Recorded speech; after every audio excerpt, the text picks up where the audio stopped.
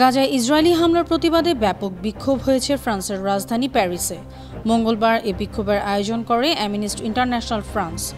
এ সময় হাজার হাজার মানুষ প্রতিবাদ জানিয়েছে। মিছিলে ফিলিস্তিনের পতাকা, গাজা লাল সীমা পেরিয়ে গেছে ও নাগরিকরা লক্ষ্যবস্তু নয় লেখা পোস্টার দেখা যায়। প্রতিবাদকারীদের অভিযোগ, ইসরায়েল ফিলিস্তিনে গণহত্যা চালাচ্ছে, পশ্চিমা সরকারগুলো এতে সহযোগিতা করছে। অনেকেই জাতিসংঘ ও আন্তর্জাতিক সম্প্রদায়ের নীরবতা নিয়ে ক্ষোভ জানান। এ বিক্ষোভের প্রতিধ্বনি ছড়িয়ে পড়েছে গোটা ইউরোপে। বেলজিয়ামের রাজধানী ব্রাসেলসে প্রায় ৭৫,০০০ মানুষ বিক্ষোভ করেছে। একই দাবিতে নেদারল্যান্ডের হেগ শহরে প্রায় ১ লাখ মানুষ রাস্তায় নেমেছেন। তারা ইসরায়েলের কাছে অস্ত্র বিক্রি বন্ধ এবং যুদ্ধবিরতির দাবি জানিয়েছেন। ২০২৩ সালের ৭ অক্টোবর হামাসের হামলার পর থেকে গাজায় ইসরায়েল সামরিক হামলা শুরু করে। এসব হামলায় ৫৭,০০০-এর বেশি ফিলিস্তিনি নিহত হয়েছেন। আহত হয়েছেন ১,৩৬,০০০-এর বেশি মানুষ।